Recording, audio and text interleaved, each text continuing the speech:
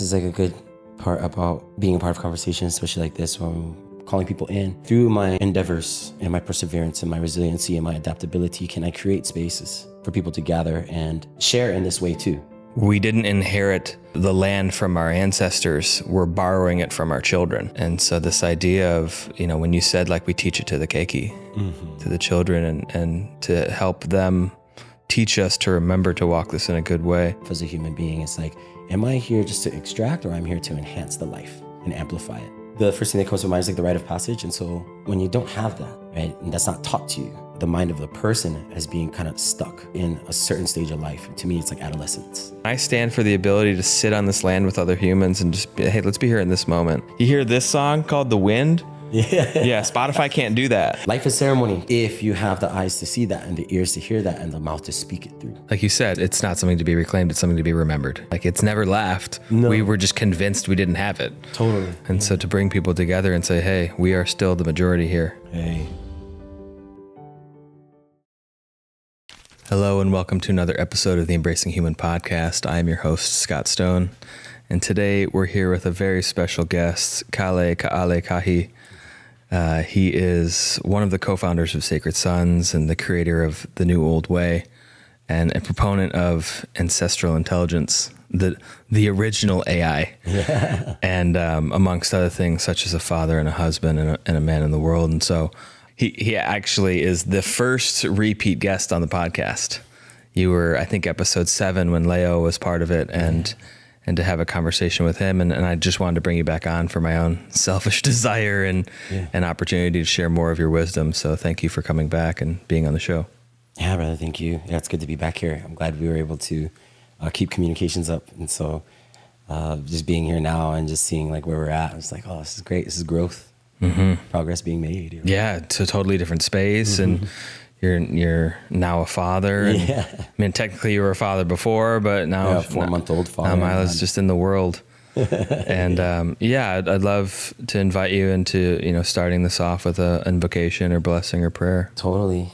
Yeah, this is like a good part about, being a part of conversations, especially like this when we're broadcasting it, to people and calling people in, because the conversations for me is always like kind of levels to it. And when we come into these spaces, like there's really a lot of intention behind it, like especially for yourself, you're like organizing the call, putting up all the equipment and thinking about things, around like how can this conversation be led. So yeah, it needs to be honored, right? And we need to lend ourselves towards that conversation in a way that helps us get from whatever was going on out there and to being in this space now with each other. And so yeah, for me, the way I was taught is always, as long as you give it acknowledgement, you bring your intention forward, say the words of invocation, and then let that carry you through. So this song I'm just going to share. This is a common prayer in Hawaiian. It's called Ehomai. So deep breath. And exhale. Ehomai, kahike mai, luna mai e. O na mea huna no eo, o na mele e. Ehomai, ehomai, ehomai. Ehomai, kahike mai, luna mai e. O na mea huna no eo, o na mele e. Ehomai, ehomai, ehomai, ehomai, kahike mai, luna mai e. O na mea huna no eo, o na mele e. Ehomai, ehomai, ehomai, ehomai, kahike mai, luna mai e. O na mea huna no eo, o na mele e. Ehomai, ehomai, ehomai.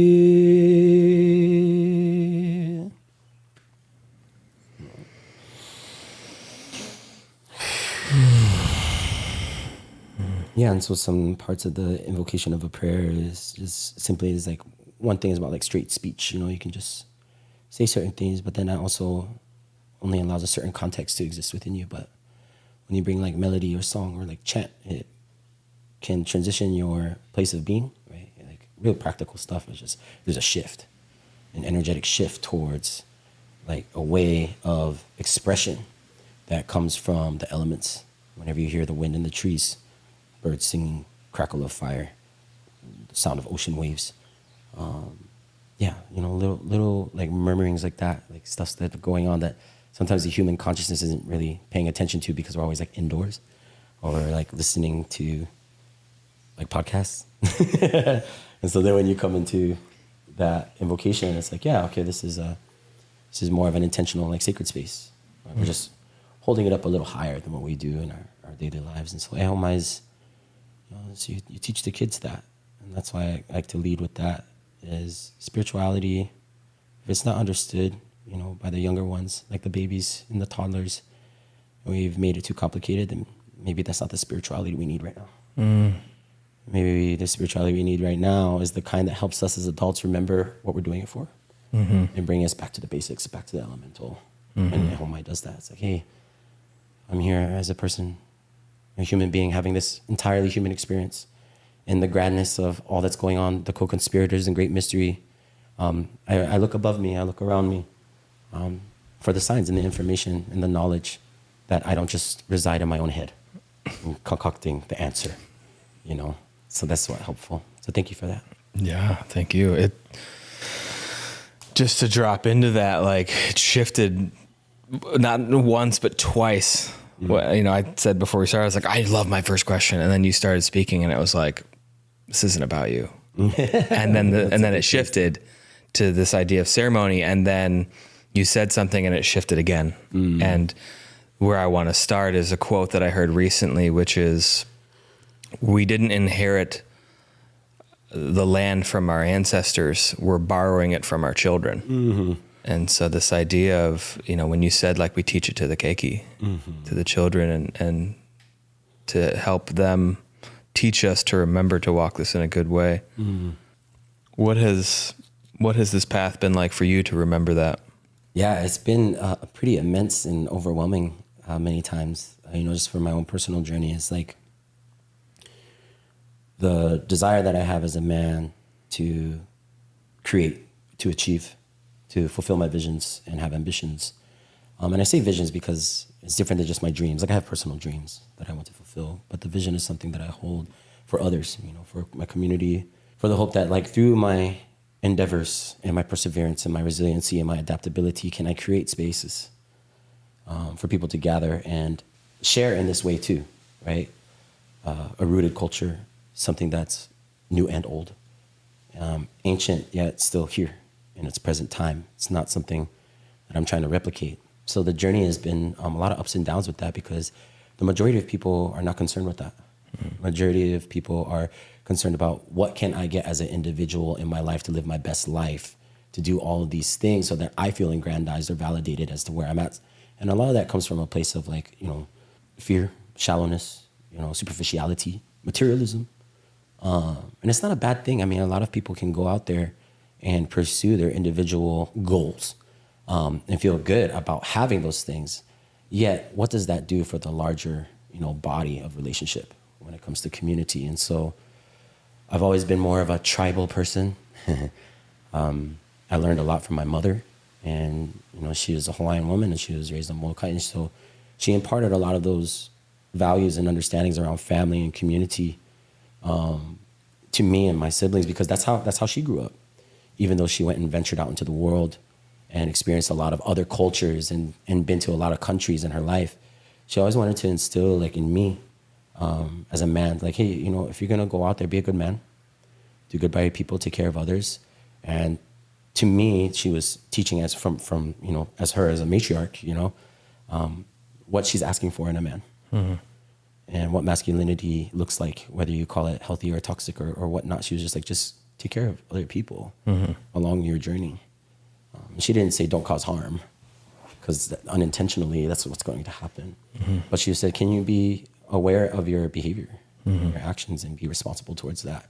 So a lot of it was me just being of service to what that message was, and, you know, tripping and falling and making mistakes and coming back and being like, okay, you know, how can I, you know, remain accountable and stay on the path and not distract or dissuade or get back into that fear place. I'm like, okay, now I just need to, you know, close everybody off and shut the door and keep all these things to myself and deal with it myself. Like, you know, I'm just going to open up again and have a little bit more radical authenticity, as some people would call it, and some real honesty, around what's true for me and my own ego, right? To be a healthy man was like, can you honor your relationships from the past for those that have come before you? Can you honor what you have now? And it takes a lot. And then because as soon as you do that, now it's like, okay, what does the future look like? And I never saw myself as investing into the future until I had my baby. Right.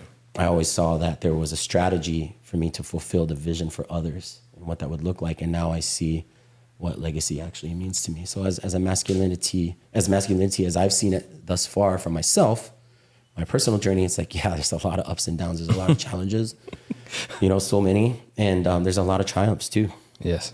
There's a lot of celebration in it. Yeah. And I am finding more of a balance as to what that looks like on my journey. Like, as much as I can gather and bring in, how do I solidify it and give it structure and kind of like protocols or a method so that it's sustainable? Yes. Yeah. I love that, because that's been a big part of my journey, is allowing myself to celebrate. For a long time, men's work to me was get better at not feeling so bad. Yeah. Now it's like, I want to get good and fluent and feeling good. I want to enjoy this thing, and it makes sense for the path that I had. It was like, no, a lot of this is about not feeling like so much like shit all the time. Yeah. And now it's like to celebrate and to create community and to have an enjoyment for this beautiful gift that we've gotten. And it's interesting, because the thing I thought about when you were calling in the prayer, like I took my dog for a walk this morning so that she would be tired, so we could have real presence, and just to take care of her and myself as well. Sure. And so I walked up West K, and there's a farm on the left or whatever, and these cows just stopped, turned, and just walked right to the fence. And I just sat there and had a conversation with them for like 5 or 10 minutes of like, hey man, like, and one of the things that came through was like this idea of reverence for other animals, for other living beings. And this, as it hit me, was like this frustration that I sometimes have of like, why I have to like terraform the planet and bend it to my will so that I can feel safe as a man. I'm like, it makes me angry, So much. And this interesting contradiction or just complexity that we find ourselves in modern day modernity, Yeah, man, I can speak on that too, just a little bit for myself, is around a lot of the spirituality that was handed to me came from, in the beginning, more of like a Christian lens. It was like, hey, you're a human being, you're made in God's image, therefore you have dominion, you are Lord over everything. And because you are human. And that's where a lot of that had come from. But culturally, as a Native man, that has indigenous roots, it's like, yeah, you are here as a human being, yet there is everything else that has existed long before you arrived.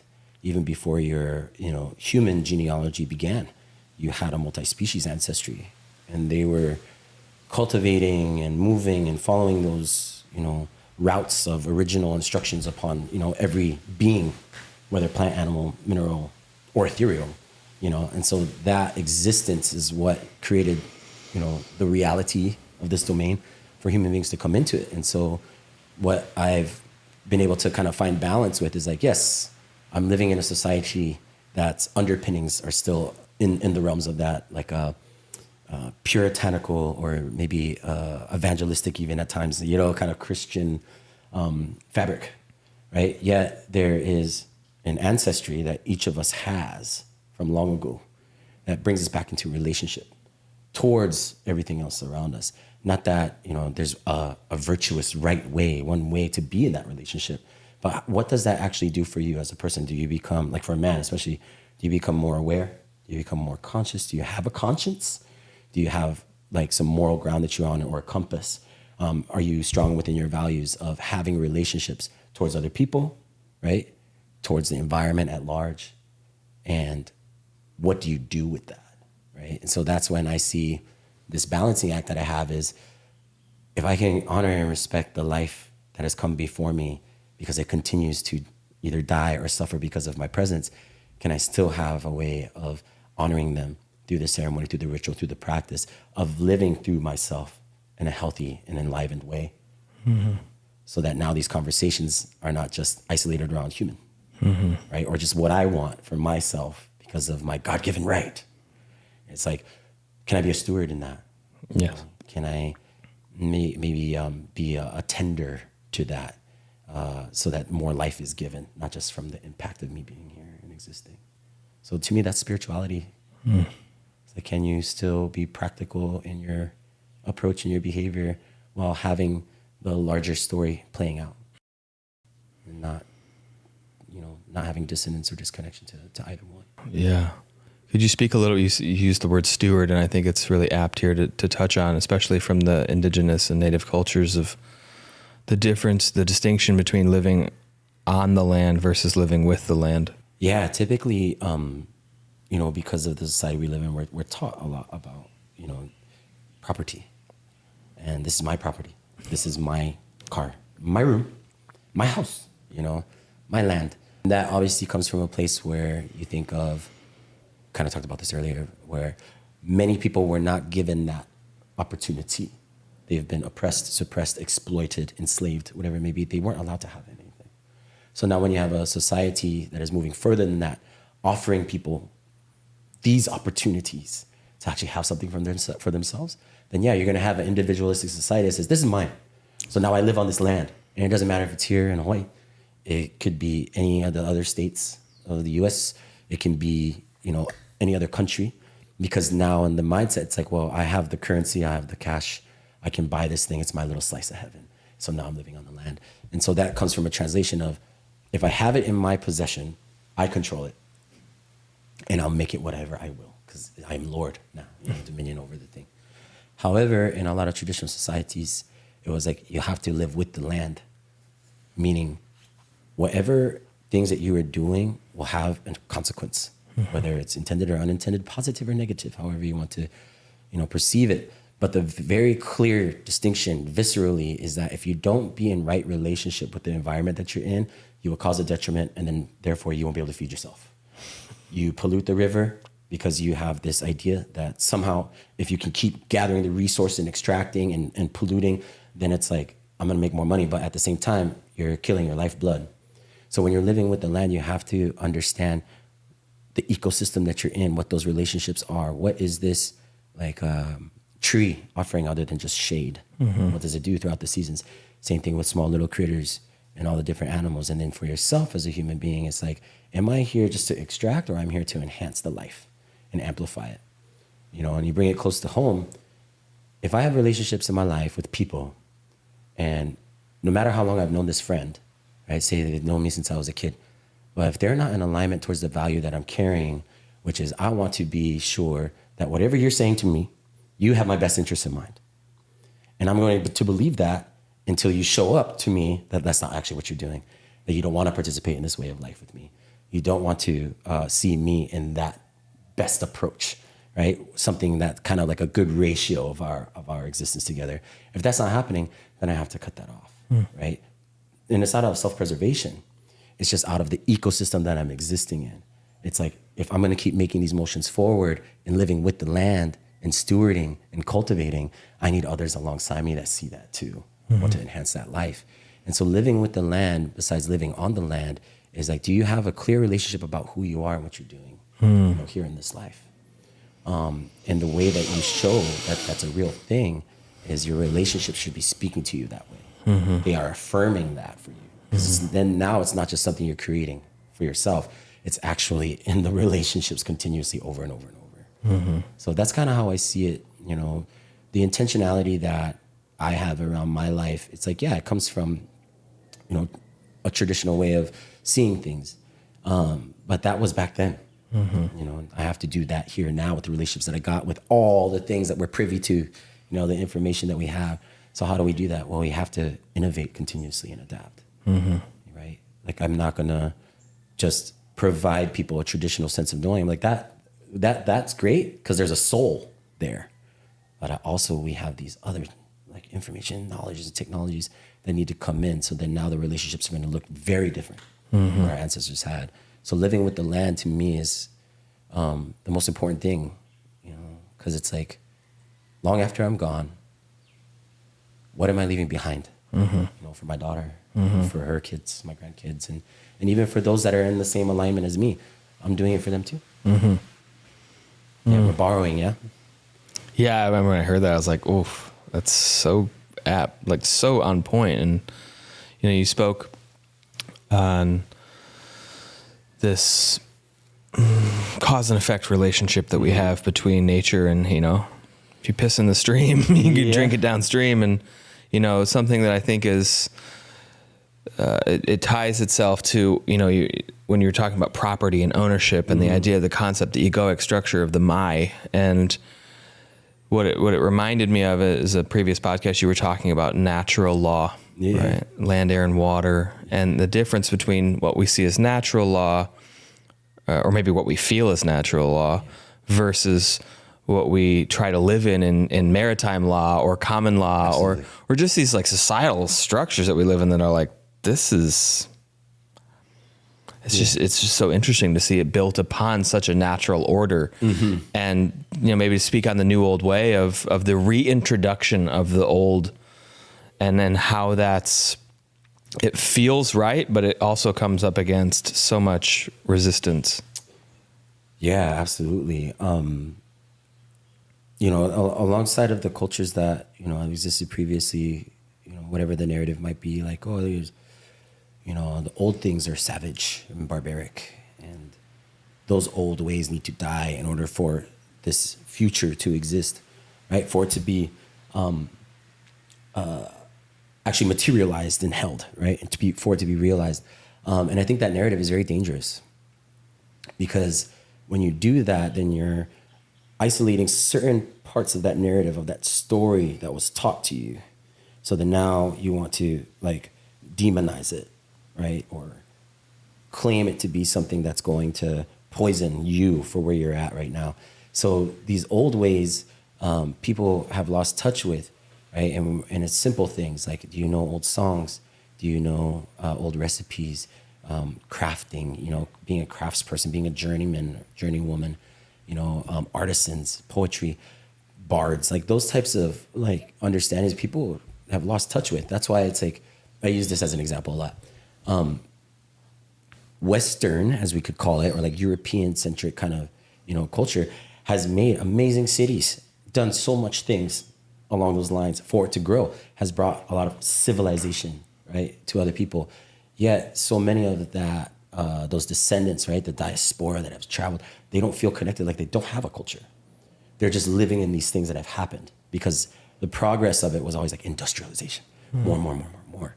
So when I talk about old ways, I'm talking about these parts of ourselves that got left behind in the pursuit of progress for a future that needs to be realized by severing our connection to what had come before us. So I want to bring those old ways back to harness us, right? To bring us more balance and more invigoration of life, so that we can bring a presence into our homes, into our families that say, this is who we are. I'm not just a member of the society that is consuming, and then every holiday, you know, I got to go buy the thing so that I feel like I'm a part of something. It's like, no, you do it every day. You have these old songs from your past, right? Maybe some of the things that were left as little love letters from your ancestors of like, hey, this is how you make bibimbap. This is how you do these things. And this is what gave us health and longevity, and it will do the same for you. And that's the importance of the traditions. Yeah, in this new way, because everything is moving always. And if you look at it just from a linear standpoint, then you'll always find complications. Well, it's either this or that. It's like, no, it doesn't have to be a choice between going all the way back to the traditions and just living in the past, because then what's there is going to come with a lot of resentment and like shame, you know, a lot of isolation, because it's like victimhood, you know, continue to show up. However, if you bring that into the present and have a relationship with it, something really simple, right? Like going out, being in nature, having conversations with animal, even with tree, it does something to the human soul, it does something to the human mind to be like, okay, I'm not so alone. This is actually things that my ancestors had seen too and have done very much. And it wasn't isolated to one specific culture. It's like we all did that kind of thing. Like having a fire, a ceremonial fire, we all did that. Having time to be at a body of water, we all did that. So now what does that look like in our time? And bringing that forward into the future. So to me, that's a new old way, is like innovating our spirituality to meet the times that we're in. I don't want to replicate what my ancestors did. I want to seek what they sought. And I want to create it further. And I think that's really our responsibility, as men that have that awareness, that consciousness, is to share that kind of like a culture. And it's an emergent culture. So far as I've gone, like this new old way has stuck around because it was shown to me from another uncle as well. It was like, look at this art. I am bringing our ancestors back to life on this canvas. It's a new old way. I'm like, beautiful. And then I saw that continuously with like my teachers. It was like, yeah, we're learning these ancient dances and these ancient songs and these chants, but we're bringing it into our modern way of life so that we have balance. And that's just what I'm doing. Is that I'm seeing that as much as we all might think superficially about each other and project just from the image, right? Just from that isolation, there's so many layers. Every single one of us are more mixed than we've ever been told. We're hybrid beings. And so that hybridization requires more tools, more points of contact, more rituals, more ceremonies, more places of gathering for our ancestors to meet in us when we, converge. So that's how I see it. Yeah, the innovation of that, right? Like,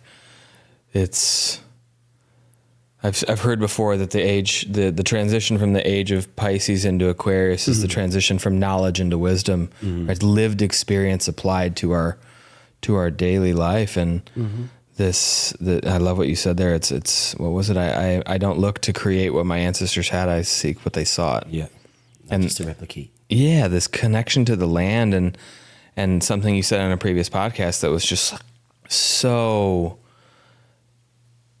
like, it's just so happening right now, which was something to the effect of like, when you consent to the society, you lose any bit of meaning. I don't remember exactly what words you used, but like the meaning crisis that we live in. Yeah.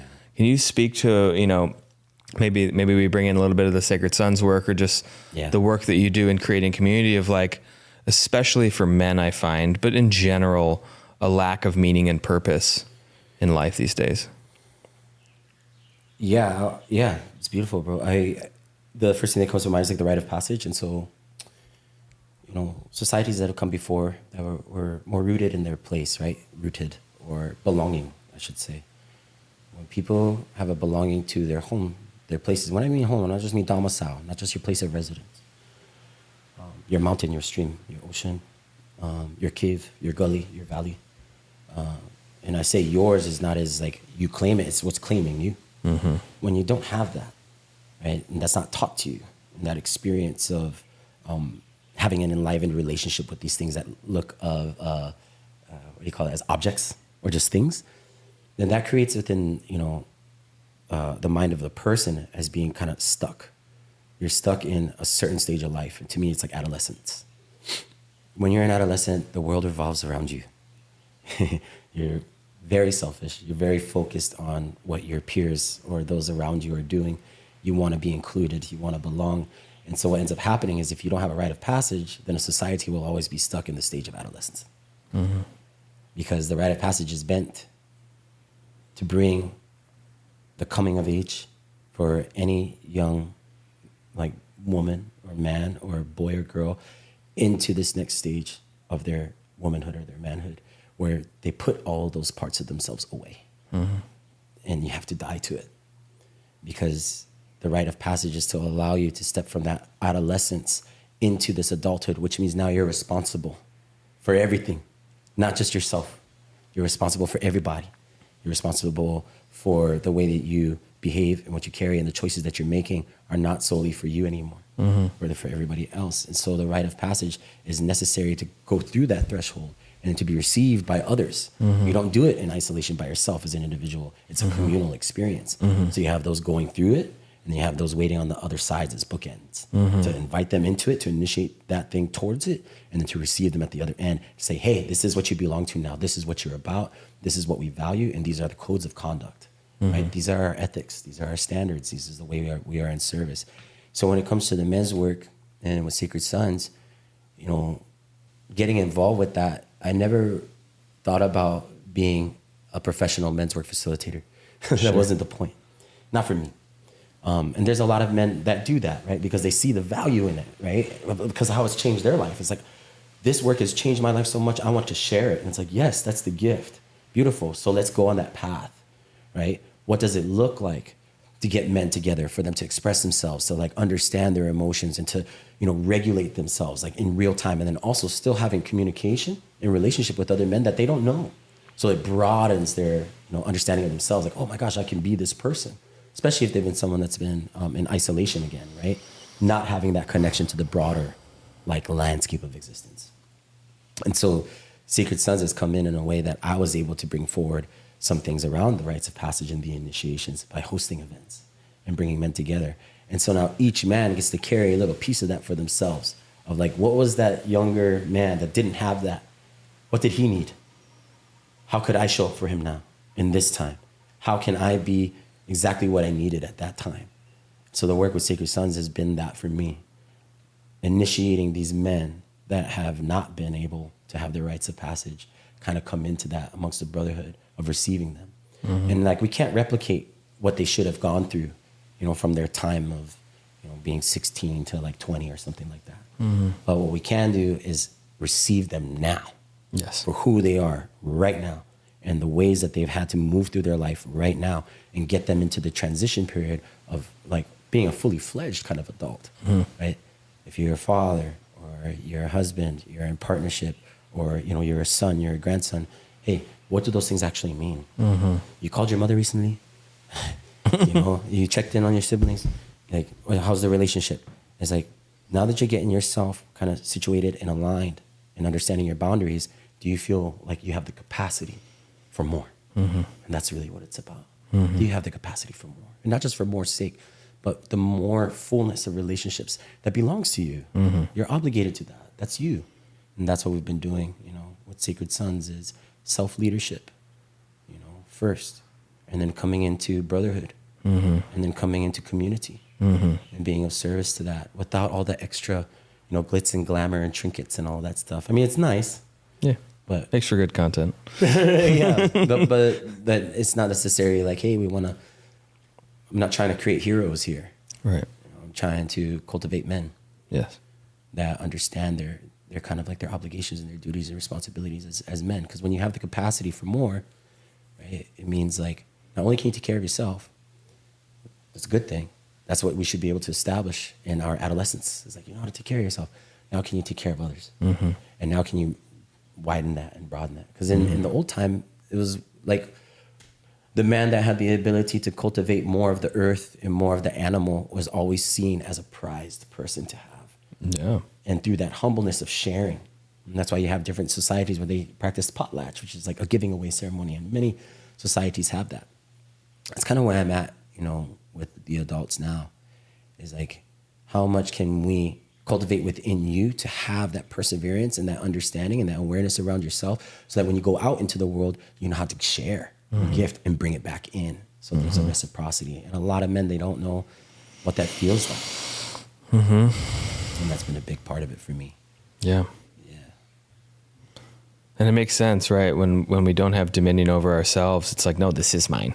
I don't want to share it, and when we reclaim that sovereignty, the self-sovereignty, the ability to share and be of service again, it changes. Yeah. And it's been part of my journey, like I host some events that I joke that like, this is not about money. This is a community service effort, because if it was about money, we'd be doing it completely differently. For sure. And a lot of this work in general, men's work, is not a lucrative business. No. It's like, this is a service act. This is a prayer for what's to come. And there's just something interesting that I wanted your perspective on. I heard this once and I'd never thought of it this way, but it was interesting to think about, which was, as rites of passage goes for men versus women, the rites of passage in men is about helping them see that they're not separate. Whereas with women, it's the opposite. Yeah. And I thought about it interestingly, like, what if whoever the they is that's doing all this nefarious stuff in society, one of the beautiful, I don't know if the word, or that's not the right word, but like one of the outcomes of not having rites of passage for men is the propagation of the lone wolf's story. Oh yeah. right? No, it's me for me, and I'm all here by myself, and I'm going to take what's mine, and I'm curious if you've seen it that way as well. I know you said to go from self to brother to community to service, if it's a similar framework of what the way you've seen it. Yeah, you mean like alongside of with the women? Yeah. Yeah. No, it's different in the sense of, okay, so point of contact for everyone is always grief, right? And grieving isn't just feeling the sadness of something. It's that meaningfulness in your life is held in different places, especially when it comes to loved ones, right? Or people in your life, even if the relationship wasn't very good. And that normally deals with like mother, father, siblings, upbringing and what that was. So the relationships that we tend to, men and women both, it's like when those things are gone, right? They're lost, they're taken, they die. Grieving allows our souls not to become hardened. Because once that happens, then we have addictions and apathy.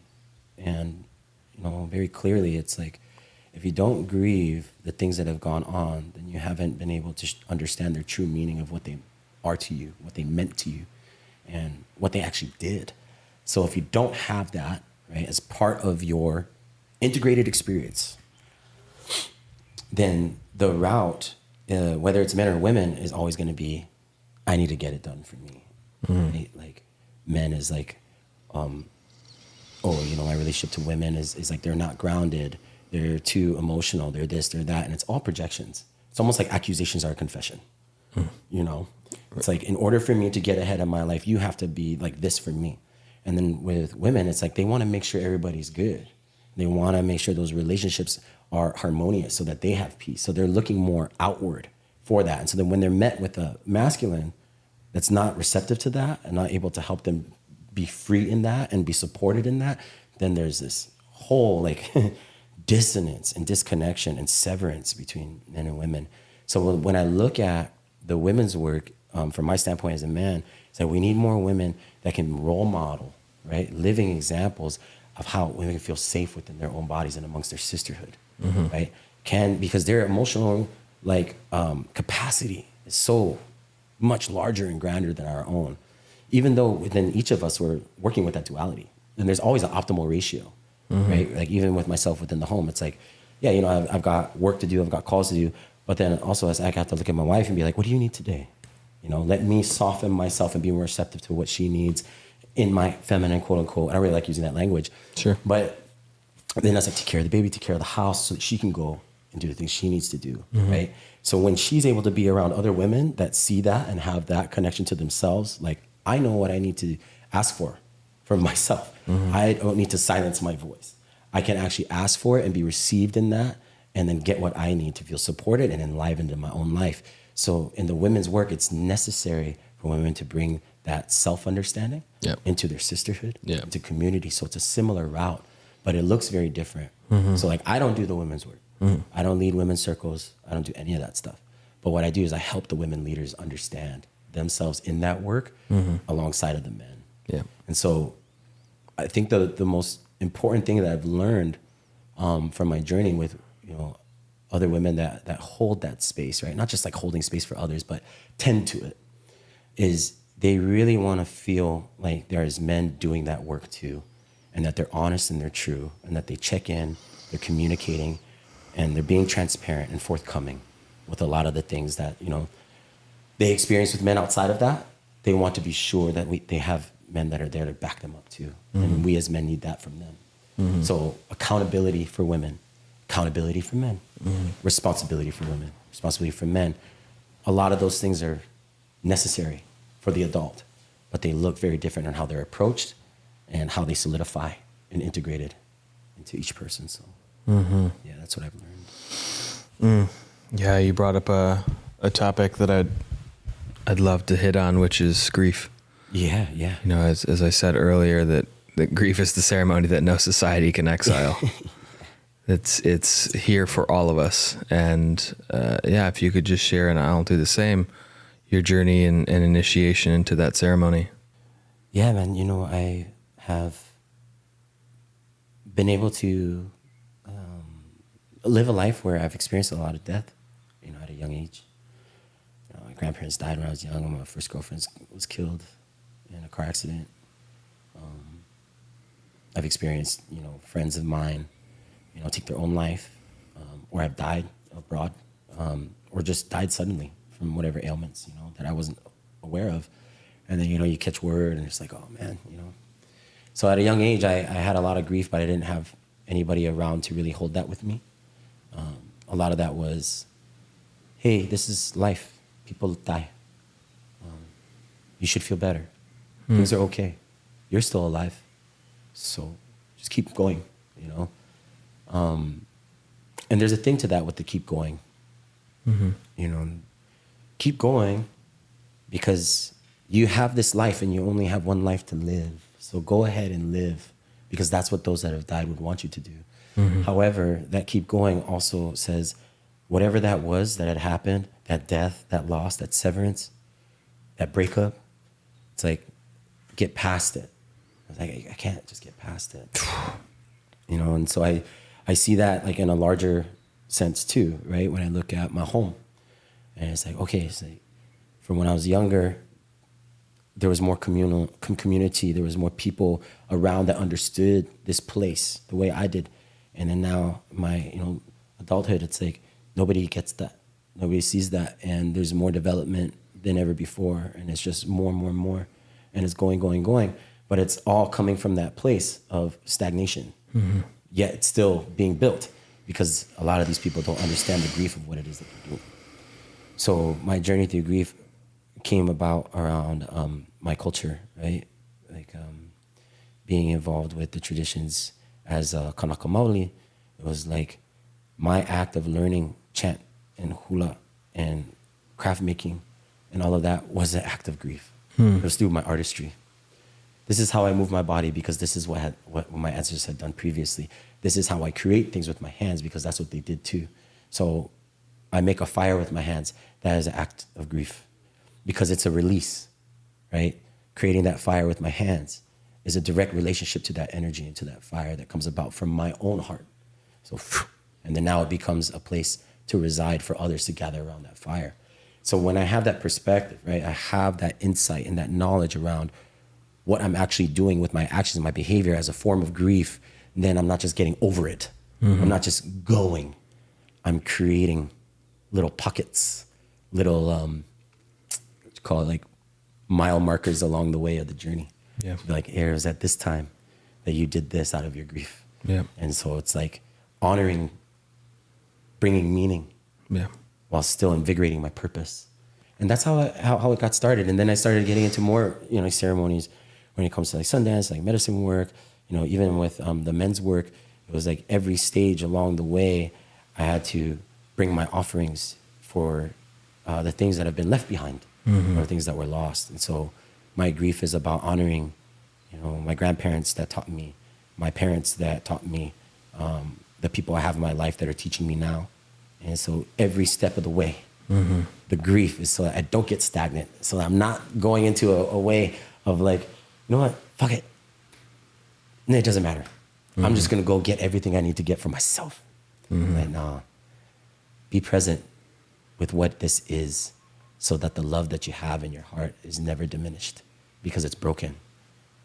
And may it keep breaking so it can keep growing.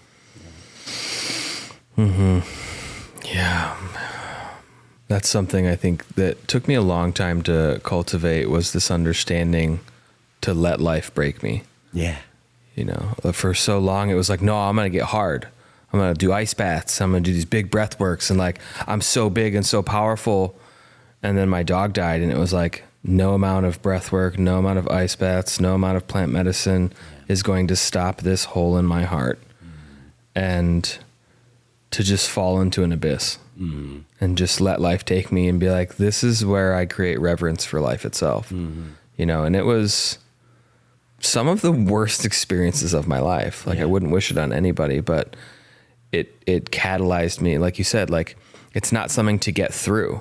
No. Part of me had to die in that, and to form respect for for life again, you know, and that's part of the reason I leave tomorrow to go to Korea with my mom. You know, my mom is 73 years old, you know, and I remember one of the things you shared in the podcast with Leo was like the grief that you had to confront about not being able to take your mom back to her land again. Yeah. You know, and yeah, like I'm curious if we could just bring her in, just some of the lessons that you get to cherish and honor and live forward as part of your legacy and teach your daughter. Yeah, man. Yeah, it's beautiful what you said of like the grief as a catalyst. Yeah, because a lot of what I reflect on now, you know, since my mother's been dead for a year now, and yeah, I'll never get over it. That's just what it is. And I've had my bouts with it, you know, of like, oh, this isn't the reality I was expecting. You know, this isn't what I've wanted for her, for me, for like my family, for my dad, or even for my daughter, you know, her granddaughter. And so my grief was like teaching me, you know, because I've learned so much, yet it was also kind of keeping me stuck. Because I was like, oh, well, that that water, that channel is gone. So now I have to dam it up, you know? I have to put a cork in it. You know, it's like you have this, like this beautiful, age-old fine wine in a jug.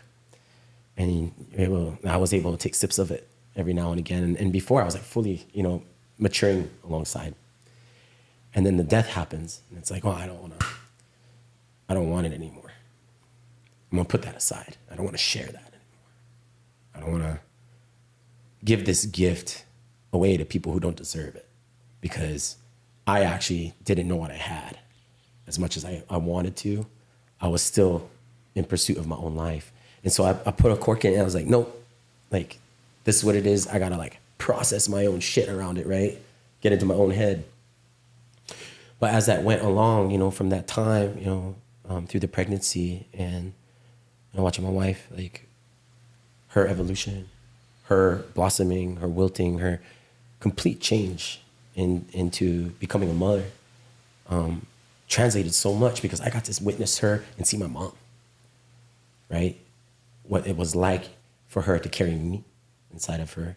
And that's the thing that landed so strongly. I was like, why am I wanting to put a stop to it? Why am I trying to keep myself from crying? Why am I trying to not share my gift and just go into isolation? Well, it's like, because it fucking hurts. It hurts a lot, and that's why, and it makes sense. However, look at the beauty that's coming. This is now the mother. This is now your place as a father. Do what your mother taught you to do. Be who you are. Share your gift of love. Don't keep it. Let that wine be shared. Let that good drink be poured. And keep giving that drink. And those things that my mother said, like, to be specific, was like food, you know, cook in your home, share the stories, invite people over. Don't be on your own with just your wife. Bring people around and have ceremony and share with them and bless others. Yes. And that's what I did. Yes. I was like, hey, come around, you know, we're going to have this celebration, you know, and take care of everyone, do blessings for them, give them acknowledgement, make them feel good, have fun, give them, you know, food, make sure their bellies are full and their souls are nourished. And that's what my mother did. And so I keep carrying that tradition, you know, and in fact, in like a couple of weeks, we're going to have a celebration for my baby's first laugh. She just started laughing 3 weeks ago. And she shared that laugh with her mommy. And so it's like, yeah, it's just super important. So we're going to have a party and do that once again, you know, and share with people. Yes. So yeah, that's what my mother taught me. It was like, you know, it's, you're here to be a cultivator, right? A tender to life. Yes. In your home. Yes. Let people come to your home. Let them experience you. Yeah. Because when they do that, they get to see me.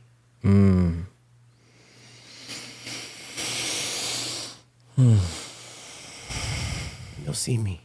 Yeah. And that's all I can really want, Yeah.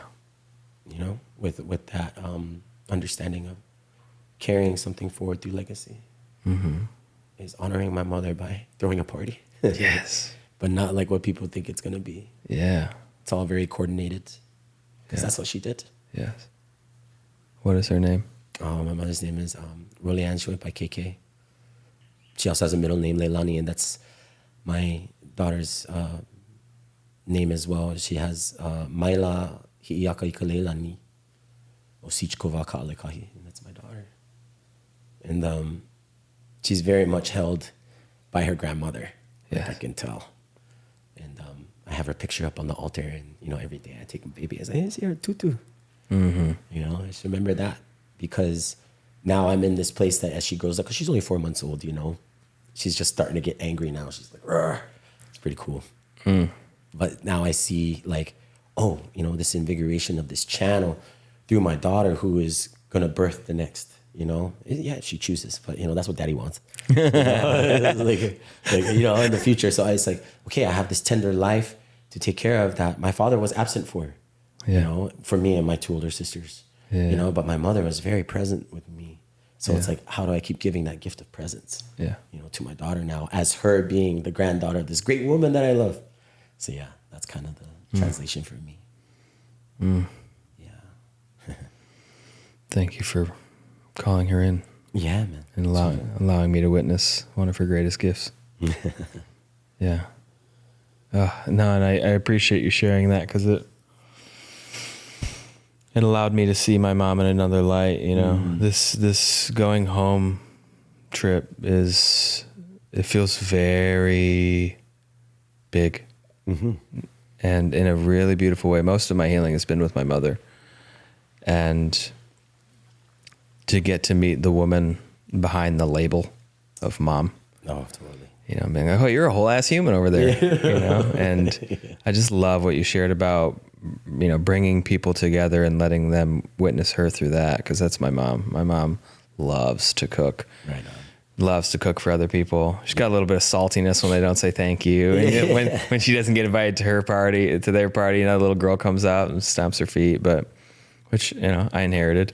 But this reminder to bring people together and to share, you know, and I think a lot of times when people are talking about like biohacking and all these new things, great, like lengthen your telomeres and also share the food of your people, you know, like share these recipes and cook with your hands and slow down, you know, and just be, and that is part of the grieving that I've gone through of dismantling and untangling these narratives of what society has told me, like, no, this is how you show up as a man and what you're here for. And to be like, yeah, great. And I stand for the ability to sit on this land with other humans and just be, hey, let's be here in this moment. Yeah. You know, you hear this song called The Wind. Yeah. Spotify can't do that. You know, like this is, and I literally will drive down the street sometimes and roll down the windows and look at my friend in the passenger seat or my partner at the time, whatever. Like, this is my favorite song. I love this song. Like, what are you talking about? Like, you hear it? It's playing right now, you know? And they're like, no, you're just being weird, Scott. Right. Is today microdose day? No, it's so needed, you know? It is that. It's technology that's coming back online that society has done everything it can to repress, but I don't think it can overtake that beating, that drum song in our chest, you know. It's just, we can feel it. Yeah, we can, and it's there always. But are we making ourselves available for it, or are we too occupied? Right. You know, and that's the thing with busyness. It's like, are you busy just to be busy, or are you actually, you know, creating something that lasts, can be sustained, you know, long after you're gone? And that doesn't have to be like, oh, this big project. Yeah. Or like things like you were saying, is like bringing presence to your awareness of the music of the wind. Like, wow, people's like, but just that alone for a lot of people, like, whoa, you know. And then even to gather people around, nowadays it's kind of a big ask, right? Because we're so isolated on our phones. You know, people aren't going around knocking on doors no more. You know, it's like text messages, and this is like, and everybody has their boundaries, and they're just like, oh yeah, you know, I need this day for self-care. And it's just like, nah, do you? Or you just why do you need self-care so bad? Furthering the distance, like when actually what you need is like a connection and like a real relationship of people that can be in that space with you and to help, right? Because we're human beings, you know, we're not machines. Yes. Right. So when we talk about those things, it's like that's the enlivening parts of ourselves that have been so denied or removed from us. So as soon as we start to bring others together and they feel it too, and we invite them to it, they walk away from it like, wow, that was special. Yeah. I'm like, what? Just listening to the wind. I know, right? Funny, yeah. Now try 4 days, no food or water, and do that. And it's like, let's see how much that relationship can be, you know, furthered. Right. Yeah.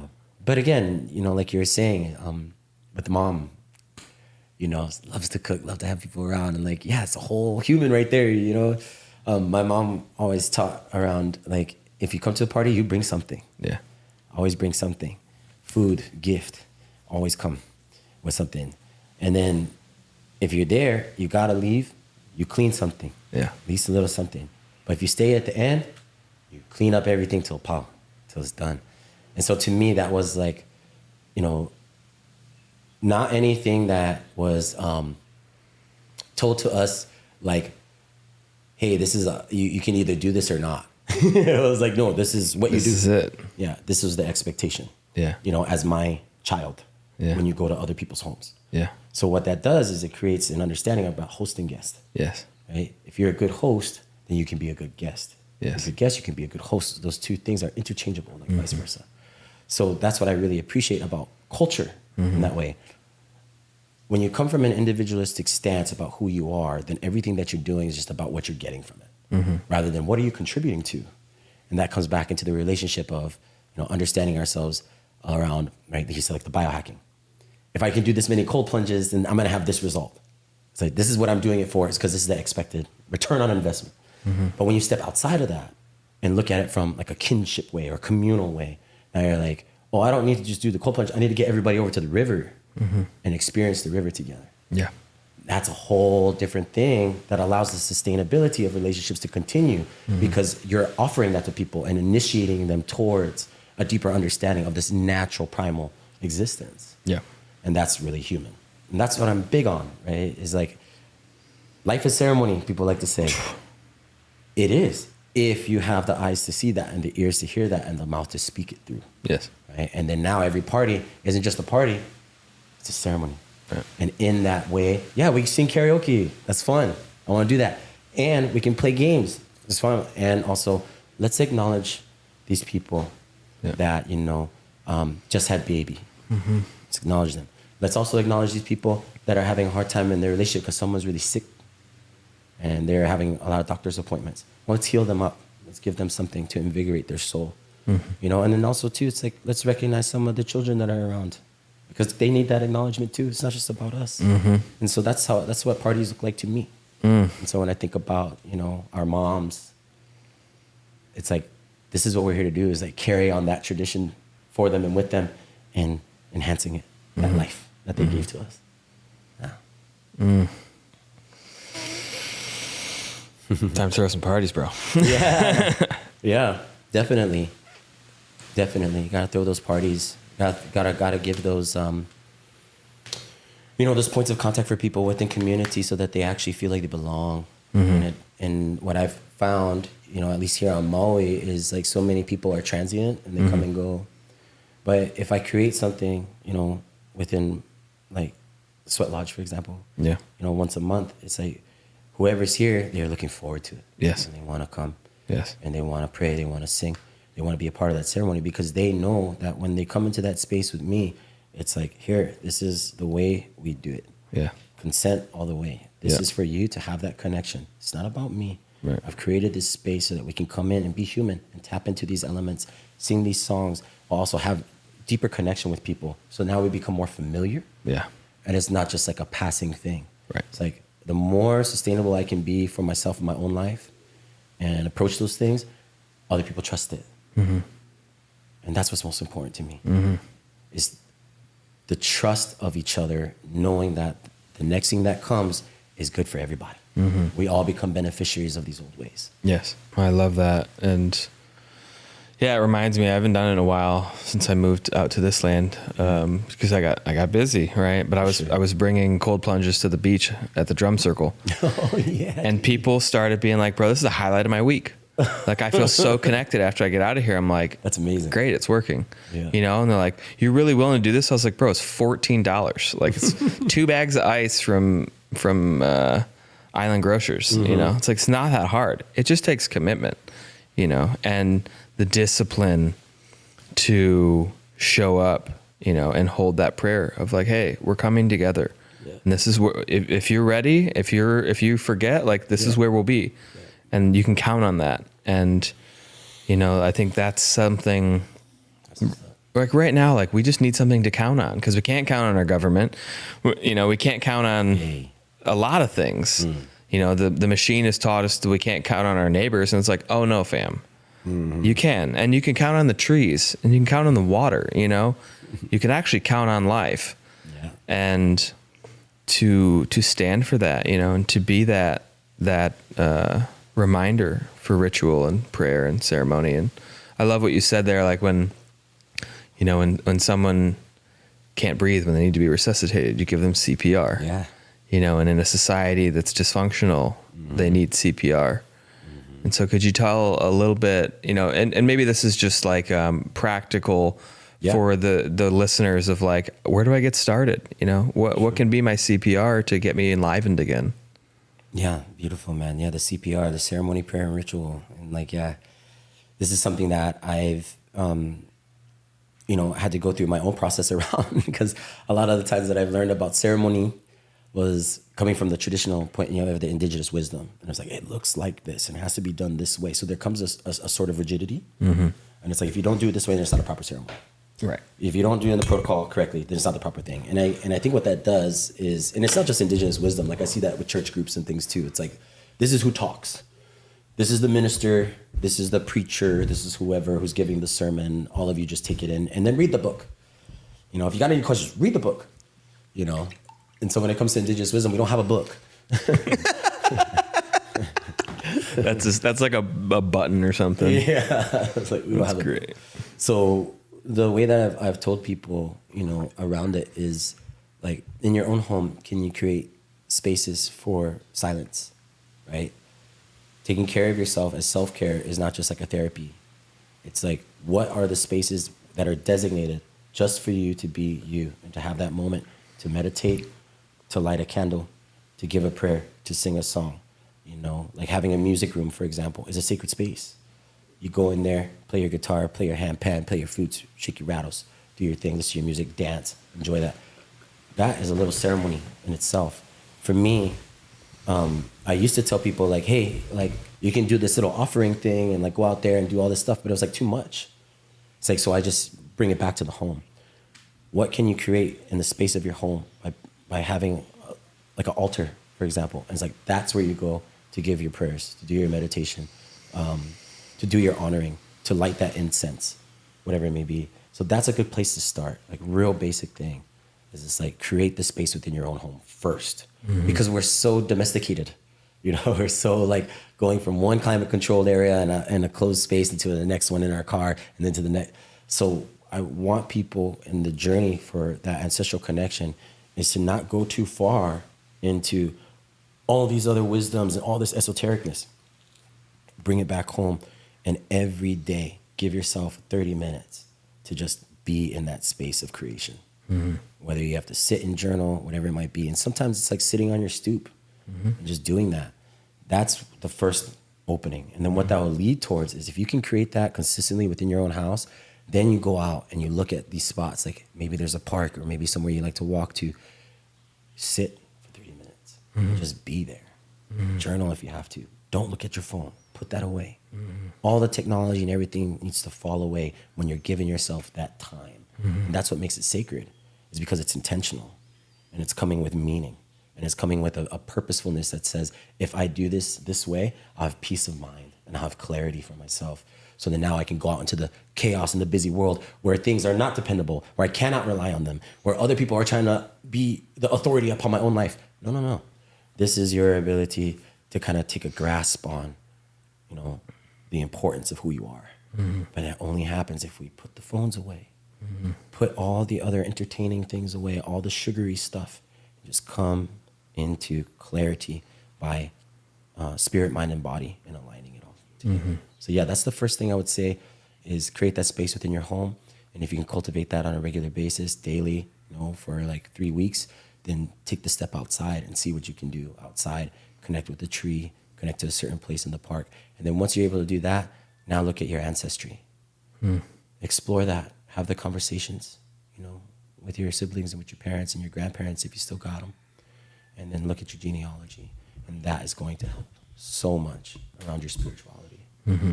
Even if you've been a yogic practitioner, a tantra practitioner for decades, or Taoism, or Christian, whatever it might be, to me, out of all the experiences I've had with so many people, thousands of people, that's a large part of what they're missing. It's just having that space and time for themselves. The foundation. Yeah.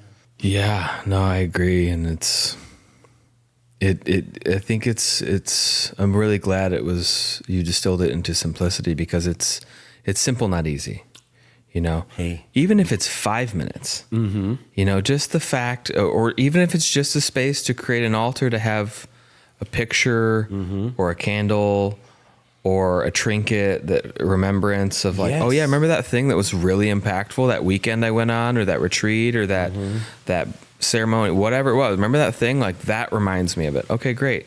Come back to that. This like perpetual remembrance. Yes, dude.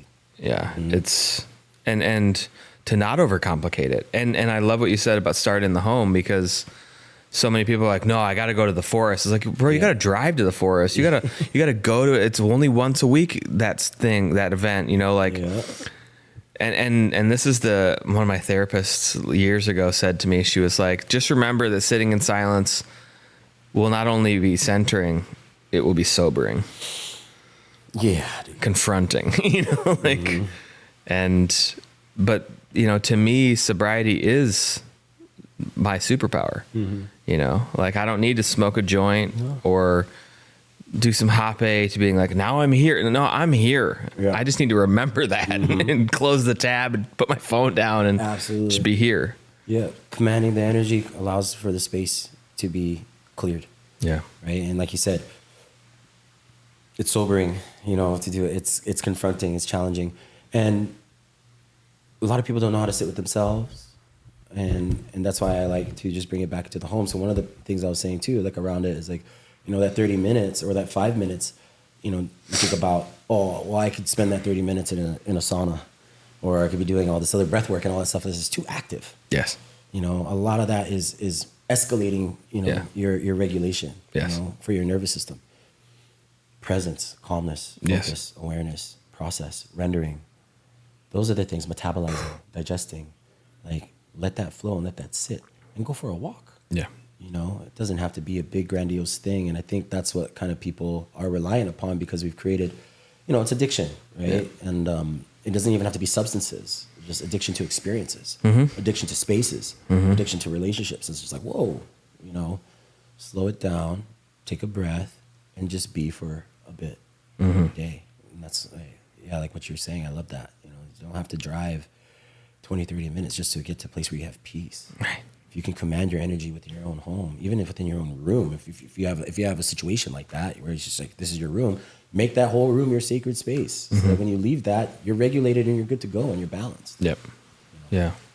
No, I love what you said there about breath work and all these things, and not you said about not going in the sauna to find that, and the word that triggered the thought was digestion, right? And so like going into a sauna or going into a 30-minute breath work, that upregulates the nervous system to fight or flight. Sure. That's not rest and digest, right? There's no digestion of your life in the sauna. There's survive. And so many people now are like, no, bro, I'm an alpha male. Like, I know how to survive. Like, I can tell. It's very apparent you don't know what calm is, and like, you know, there are benefits to that. I love the sauna. I have a cold plunge. Like I love these things. And if I'm only as good as my ability to survive my life, the thing I think about it is like, my woman's going to feel that. She's like, can you calm down? I'm like, no, like I need to exhaust myself to calm down. Like, and then I'm not calm. I'm just exhausted. Yeah. You know, like That's a good point. Wow. That's good.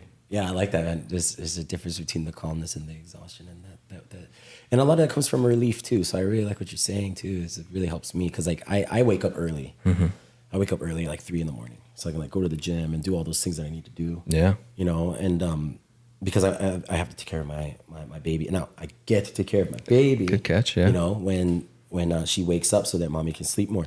And then I got calls and things, right? Yeah. And so for me, it's like I'm constantly fluctuating in like a stress response. Yeah. And so if I can get clear with myself in the morning, that stress response isn't hitting so high. Yeah. It's spiking me. Yep. So then when the things that come up, like just around daily life and relationship and taking care of the home, I have more respect and honor for what my wife does. Because I'm like, yeah, I've been able to get out of the house and take care of myself and do my own thing. It doesn't need to come in and interrupt. My anger, right? My sadness doesn't need to be weaponized against the people that I love most. That is actually my power source to become the man who I know I am. And so relief, Kali. Breathe. Take care of them. And all of that feels so much more fulfilling than chasing a high. And you know, my wife deserves that. My baby deserves that. You deserve that. And I deserve that. You know? You deserve that. And I deserve that for myself. Yeah. And so it's been a really beautiful journey of like understanding the sacredness of that time, especially when I think about my daughter and her little baby time. You know, she's only 4 months old, but that's her whole life right now, right? It's like that 4 months, and it's been everything. And then I get to slow down as she's like accelerating. Yeah. She's constantly growing. Yeah. And then me and her mom, even for us, it's like our relationship has been more matured and tender. Yeah. I need to be more tender towards her because I get so busy. Yeah. But yeah, I deserve that too, right? Like that time to myself and to hold those things dear to me, because it's more important that I have principle over the performance. 100%. And the performance is something that, you know, is just so ingrained. Yes. You know? 100%. It's like, I gotta perform, I gotta do this, I gotta achieve, I gotta pay the bills, I gotta perform. Yeah. And then I come back to my principle. It's like then the performance doesn't feel so exhausting. Yes. Yeah. Yeah, it's the reminder that our children will always ask for our presence, not our performance. Absolutely. Right. And this, you know, and I was listening to this podcast I listened to of you this morning. It was this reminder that, you know, Milo's nervous system is directly coupled to your wife's right now. And her co-regulation is directly coupled to yours. Yes. And so your ability to take care of yourself and to hold that space and that self-leadership while also being gentle so that you can fall into, you know, back into rest and repair and presence and peace. And when you need to, turn it on. Turn it on. Turn it on, you know, and then turn it off. You know? Yeah, turn it off. Yeah. Yeah, man, I'm glad you've been able to like see some of those things and remind me as well, because it's like, yeah, those are the lessons, you know, that I'm learning, and also I want to like put out there for other people so that they can remind me again. Yes. You know, right. It's like that co-regulation. So one of the key pieces, you know, for me with all of this as well, which is vital, you know, around cycles and for men. Yes. You know, coming from that performance-based aspect, right, is a lot of like kind of like insecurity. Do I got this or do I not? And so it's like, oh, survival. I said, oh, I got to perform and make sure the thing gets done. For us as men in our cycles is day to day, right? Sun up to sun down. And so what happens in between that is like our view of things in our waking life is pretty narrow, right? Because it's like these things need to get done. Yet, if I expand, right, the things that we were talking about in relationship towards the tenderness, to the love, the sincerity for my home, and respecting and honoring that space, then that performance takes a larger breadth. And it asks me to slow down, to co-regulate with my baby. So when I have those moments, even with her, it's like, I'm not trying to do anything other than just receive her. Because like you said, as she gets older, she's not going to care about the performance. She's going to care about the presence. And so I'm practicing it now. Yes. For the future, because when I show up on time and there for her, whether it's 5 minutes or 5 hours, it doesn't matter the length of time. It's just that I was there, really intentional and present with where she's at. And so like, yeah, I'm learning that now. And I'm so grateful for it, because doing all this work, like all this stuff we're talking about, community, Sacred Son, having a nonprofit, running a podcast, you know, wanting to live with the land and not just on it. It's like, these are all really big, high, like scope driven, impactful things. And I think like for my balancing act right now, it's been like so helpful and supportive when I have other men around that get it. Yeah. And they're able to hold me in my integrity and my accountability. Not because I need to be like checked in all the time, but it just shows me that they care. Yes. And that they see the path that I'm on because they want to share that with me. Right. And that's a benefit to my family. Yes. So yeah, it's like that brotherhood, you know, is key in a lot of this for myself and for other men. Yeah, so much performative masculinity, you know? Oh, yeah. And I get it. Like I see where it comes from. But I've also gotten really like clear, you know, around my boundaries with that for myself and for other men. So just bringing it back home a little bit more, it's like, yes, the presence that I'm able to give now is a practice for the future of my daughter's like essence and presence for herself with her father, knowing that her father has been able to show up from the time that she was born for the rest of her life. And then what that does is it allows me to create relationships with other men that see and witness that in me and keep me on the path. Yeah. So that they too feel like they're contributing to something that has longevity, that has legacy to it for themselves. Yeah. So we're all kind of like living examples for each other. Yes. Yeah. Yeah. Thanks for letting me speak on that. Yeah. No, I love it. It is the inspiration that we need, right? Like this breathing life into the conspiracy of it all, you know, the breathing together of like, hey, we're going to hold the stream, and on days that are hard, you can borrow from your homies, you know, and the inspiration and the worthiness of like, hey, I'm forgetting today. Be like, it's okay. We got you. We'll be that mirror, you know, because this, you know, I was doing a podcast a couple of weeks ago, and the guy that was on it was talking about how when he would look into his son's eyes, the amount of unworthiness that would come up. He's like, I get why fathers run now, because to see God's purity in your child's eyes, being like, how am I worthy of this? Yeah. You know, I better go work. You know, I better go earn the right to be here. And she's like, So much. Daddy, you already did it. I'm here, you know, and then that shift, that subtle shift goes from, I need to go create more to, I am worthy of this. And then the support that comes of like, you know what, maybe we bring an auntie in to help Martina, and like, then it's not all on you. And how do we create that communal living again? Because I do believe that's where we're headed, where we're all bought in on this dream. Oh, bro, yeah. You know, it's so much unlearning.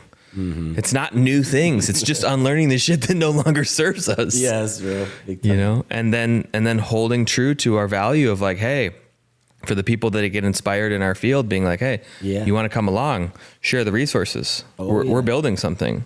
Come on in, you know, and standing on that has been one of my biggest things. And it only recently catalyzed of like, oh, I have a lot to offer. Well, the first step is offer it, you know, and then own it. Yeah, but that's so important. Yeah, it's been. Yeah, thanks for saying all that, because it's been.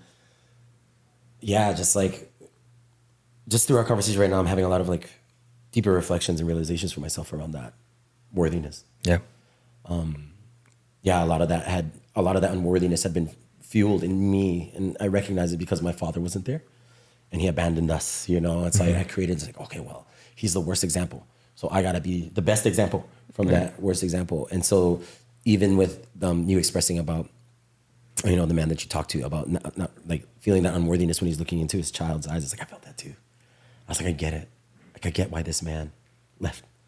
And that was a huge realization for me, because I was like, I'm not going to do that, but I feel it in me. And so it's like, yeah, this place of community, this place of wanting to grow the village again, it requires everyone to kind of have that deeper reflection Yeah. of themselves around their own parentage Yes. and their own upbringing in order for us to actually have spaces together that will work.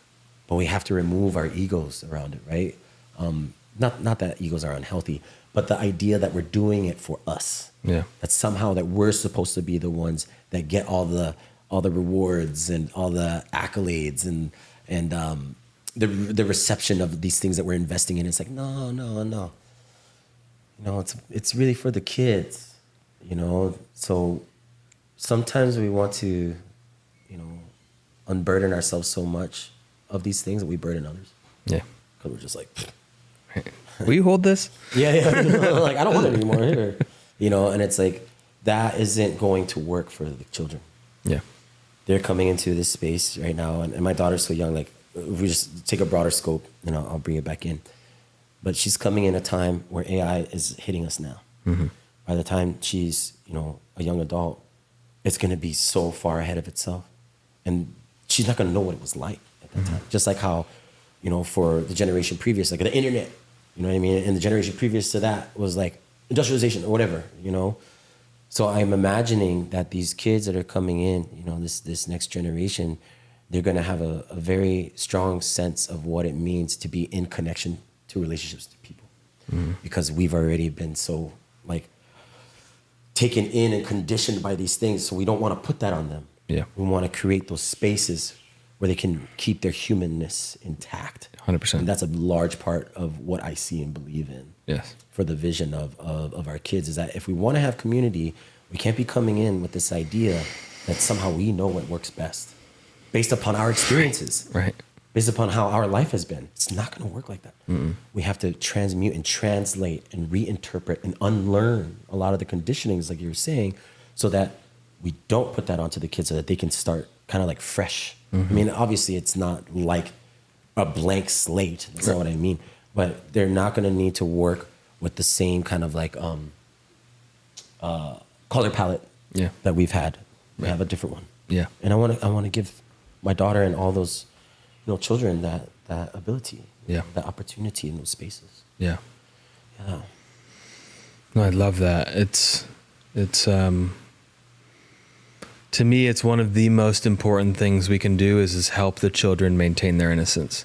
Yeah, dude. And it starts by us reclaiming ours. Mm-hmm. Mm-hmm. You know, going back into those places and spaces in our lives, we're like, oh, it definitely got taken there. Like, okay, grieve that. Okay, emote that. Okay, sit in brotherhood and be held in the tragedy. Yeah. So that we can cycle that, so that we can remember this is a love story. Mm-hmm. This is not a tragedy, right. You know, and it's so easy to fall victim to that because of the inability to grieve and to feel and to cry and to scream and to pound the earth and be like, she'll take it. She'll happily take it. Yeah. You know, be like, my son, please give this to me. Why are you holding this? It's like, because it hurts to let go. But like, it hurts more to hold it. Totally. You know, and so to create these spaces, and I really acknowledge you for committing to that and being that vessel for other men to find a beacon, you know, to be a lighthouse, right? This idea of like, hey, here's some place you can crash. Don't come towards this. Yeah. Just notice where you're at, you know? Like, for sure, I appreciate it as another man. Yeah, man. You know? Thank you. Thank you too. Yeah. And alongside that, like you're saying, you know, we should all be comfortable with screaming into the void. Oof. It shouldn't be anything, you know. I want to plant a seed because I've had this since I moved. So, you know, you understand why I came here. I came here to support Leo and his mom passing. And, you know, she died the same week of the fires. And when I came here and I had so much anger coming up from Chester dying that I just didn't know what to do with. And so I would find places in Eow and underwater and in pillows and whatnot to scream. And I had this vision, and I would love to call it into existence because I think it would be really powerful. Yeah. Is I saw 1,000 people standing on Oluwalu. Hey. And first would be the men. The men would come forward and scream into the ocean. Yeah. And then the women come forward and scream because they're the ones holding all of our grief. Yeah. They're the ones holding it together. Totally. And then behind that is the Keke, and they're laughing. To remind us, like, yes, this is hard. We chose to be human, and it is difficult. It is not easy. But to come back to the innocence of the children And I just see it as such, I get chills. Like I see it as such powerful medicine for this island, for these people, Totally. you know, to do something in that where we can actually reclaim our power, you know, and not let it be some thing that didn't unite us. Yeah. Yeah, bro, it's a beautiful vision. And I feel that Oluwalu, huh? And it's just like, yeah, that's a place near and dear to my heart too. And so I was like, I feel that as, yeah, so I'll just speak to that a little bit too. So thank you for sharing that vision, man. It's amazing because that's a lot of the work that I've been able to do, you know, in the co-ed spaces at different places. Like in Washington, we had the Remembrance with Sacred Sons, and Right. It was co-led with me and a woman named Gris Alves, and she's amazing. You know, has her degree in like therapy, and she's also does a lot of work with her husband in medicine circles and things like that. But anyway, so what we would do is we were out there at what is it called, Brennan, Washington, and right on the ocean, Salish Sea. And so where we had our team, we went out and we had that ceremony, bro. Like what you were saying. Wow. Screaming out into the ocean. Yeah. Men and women. Wow. You know, the kids weren't there yet. Yeah. But, right. Perfect. But then to see your vision and for me to have a piece of it, of my own like experience, and then translating that now, like here at home. Yes. It's like, this is how visions work for me. Yeah. It's like, wow, you're sharing something that to me, I was able to participate in and hold and bring forward. And now it's like, this is what you're holding. It's like, okay, perfect. Let's bring that through, you know, as spirit does. And alongside that, like you were saying, the reclamation of power. And this is what I believe is, you know, each of us as people, we have our power. It never like really diminishes. But what happens is we make the assumption around that we've given it away, or that something was like taken forcibly. Right. And so then now we have in our minds that there needs to be a reclamation of that thing, which makes sense. However, what I believe is when we come together in vision like that and share that within community, then the power of the whole never strays. Right. And that's what I hear you speaking to. Yes. It's like when we're able to have those kinds of ceremonies and have it be revealed in our life in real time, and it's visceral and it's deeply felt, it translates within the own body in the system of that genetic memory. Yeah. It's like, boom. Yes. That power is something to be reclaimed. Yes. I feel that. Yeah. Oh, that's amazing that you had a similar experience. Yeah. I just, I like you said, it's not something to be reclaimed. It's something to be remembered. Yeah. You know? Yeah. Like it's never left. No. We were just convinced we didn't have it. Totally. You know? And so to bring people together and say, hey, we are still the majority here. Hey. We are in the power, you know? And so, yeah, a couple rapid fire questions and we'll wrap up. Sure. If you had a message to share with the world, what would it be? Love your family. Hug your kids. Hug your partners, your beloveds, your wives, your husbands. Cherish every moment you have. Bring more presence into your life with them. And hold them tenderly. Say the things that need to be said. Not from a place of arrogance or upset or frustration or anger. Not even like deeply sad. Just being really true about, you know, who you are and what you believe in and why. Share those things with your people. Be real clear. Like, this is how I love you and why. And this is what you mean to me. And this is why I hold you in this way. Because I value you. That would be my message to the world. I love it. What does it mean to be human? A lot of the times when I think about myself, you know, as a human being is because I really cherish and hold dear my experiences that are very humbling, that have been things that make me bow my head and bend my knee to things that are greater than myself. That's made me so human. Because it comes back to that natural law, land, air, and water. And I believe if you're a human being, you have a soul that is always in conspiring with things outside of you in your head. And when you tap into that, when you have that relationship, then bowing your head and bending your knee towards that greatness isn't something that stops you from your progress or your aggrandizement. It actually humbles you enough so that you can be the human being that you need to be. And that requires stewardship and cultivation. of yourself and your soul, and the places that you live in. Yeah. That's a good human to me. I love what you said there about bending the knee. One of my favorite quotes lately is, "Little did I know that life brought me to my knees to teach me how to pray." Sounds like a human to me. Right. Yeah. Last question. Where can people find more about what you're up to and connect? Yeah. Sacred Sons is always a place to find me, sacredsons.com. And then I'm relatively active on my Instagram. I've been more so active nowadays. My IG is just my name, Kale.Kaalekahi. And I also have my New Old Way Academy and my clothing brand. So you can always find me in there. So the clearest routes would be like sacredsons.com and then my IG, Kale.Kaalekahi. And a lot of what I'm doing is like inspirational, motivational, clarity around thought of who we are, right? And what we're able to do and why. Because I see so much pulling people in all these different directions outside of themselves. It's like this political affiliation, this environmental collapse, this thing's going on, this thing going on, blah, blah, blah. And then you're not enough. And then there's trauma here and you're trauma bonded and and it's like constant. So I just want to like kind of cut through the noise and just be like, here, this is what it is. Real simple, small, consistent, so that people find that reliability within themselves to trust themselves so that they can move forward. And so that's how people can find me. It's just like, just drop into the Instagram, see my stuff, like my stuff, comment on it.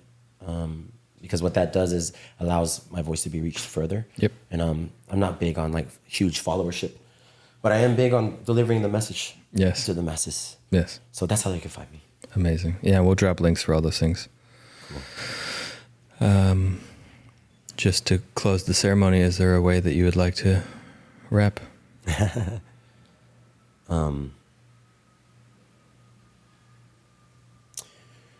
Yeah, in honoring of the pathways that are revealed and how they show up, in honoring of that, to me, always like consists of our ability to have the awareness and the consciousness of that it's actually happening in that moment. Because there's so much of our conditioning that appears when we least expect it. Like even in the small moments when we think we got it, and then it's like, boom, and there it is. So honoring the pathway as it's unfolded and as revealed with all of its ups and downs and its bends and its stops and its detours. Remembering that the life that you have has been entrusted to you by those that felt the same. Experienced so much of the things that you're either hurt by or pained by or wanting to achieve. You're not alone in that. If you're fortunate enough to have a good mother in your life, those teachings will continuously be revealed to you if you put in the effort to understand that path that she had to take. And witnessing her, not just as her son, but as a man seeing that little girl that had to flourish into this woman that eventually becomes this elder. That's going to give you so much, right? It gives me so much. And I hope that many men are able to see their mothers more clearly from that perspective. And to me, that's how I like to close the ceremony. It's just in honor of our moms. Because you're gonna be out there in Korea where she's at now, place of her birth. And so honor the pathway, man. Thank you for that, brother. Yeah. Yeah, I love that. That's where we end, because it's where we begin. You know that. Yes. You know that. Well, thank you, Kale, for the time, the wisdom, and the sharing, and just bringing yourself into the world. I really appreciate it. Thank you for you too, for having this. Yes. Making time. Yeah. That's what we got, man. Yes. And thank you to the audience for taking the time to tune in, to listen, to give us your attention. And until next time, aloha. Aloha.